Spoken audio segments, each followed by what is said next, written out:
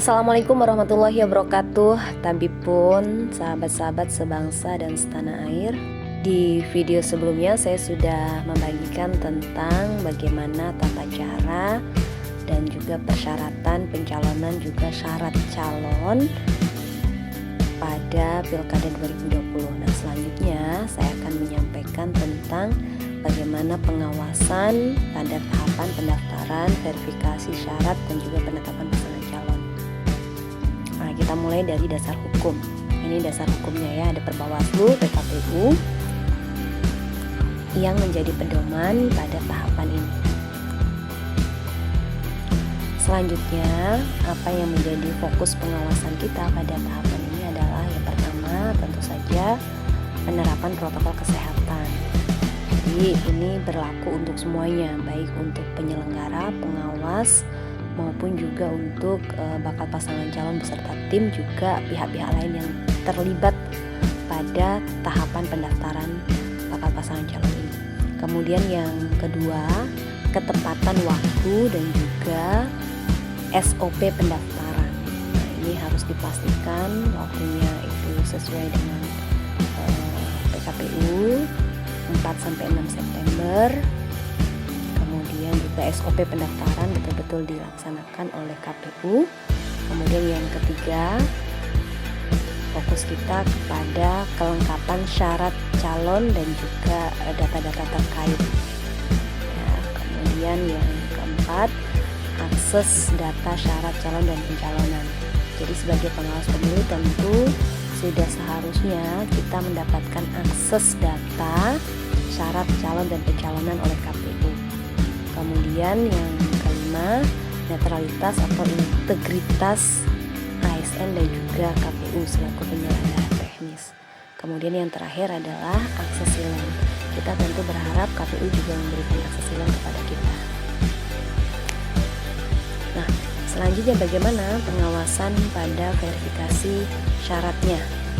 Yang pertama, kita meneliti kelengkapan persyaratan pasangan calon untuk memastikan kelengkapan dokumen persyaratan calon.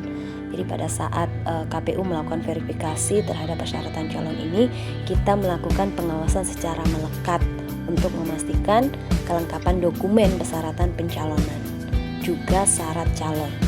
Kemudian yang kedua, menerima dan menindaklanjuti jika ada laporan masyarakat, termasuk juga jika dalam pengawasan melekat yang kita lakukan menemukan adanya dugaan pelanggaran. Kemudian melakukan pengawasan langsung dalam penelitian administrasi dan juga melakukan investigasi terhadap kelengkapan bukti syarat calon. Misalnya ada dugaan atau ada informasi bahwa ada bakal pasangan calon atau ada calon yang diduga menggunakan ijazah palsu. Nah, pengawas pemilu harus melakukan investigasi terhadap hal tersebut. Kemudian memastikan pelaksanaan verifikasi syarat sesuai dengan ketentuan peraturan perundang-undangan dan juga SOP yang berlaku. Kemudian kita juga melakukan pengawasan terhadap pemeriksaan kesehatan yang dilakukan oleh rumah sakit yang sudah ditunjuk oleh KPU. Dan yang terakhir adalah pada aspek ketepatan waktu tahapan. Pendaftaran itu tanggal 4-6 September. Pada 4 dan 5 itu terakhir ditutup pada pukul 16.00, tapi di hari terakhir tanggal 6 September itu waktu pendaftaran sampai dengan pukul 24.00. Jadi ini juga harus dipastikan bahwa waktunya juga betul-betul sesuai dengan SOP. Selanjutnya, mekanisme pengawasan kita tentu berpedoman pada Perbawaslu dan juga panduan serta alat kerja pengawasan. Nah, ini yang menjadi pedoman pengawas pemilu dalam melakukan pengawasan. Kemudian melakukan pengawasan langsung, melakukan analisis dokumen, dan melaporkan hasil pengawasan secara berjenjang. Bawaslu kabupaten kota yang punya kewenangan melakukan pengawasan secara langsung harus menyampaikan laporan hasil pengawasannya kepada Bawaslu Republik Indonesia melalui Bawaslu Provinsi. Kemudian menindaklanjuti temuan dugaan pelanggaran sesuai dengan ketentuan peraturan perundang-undangan. begitu juga bagi seluruh jajaran pengawas pemilu harus mendokumentasikan hasil pengawasan yang dilakukan.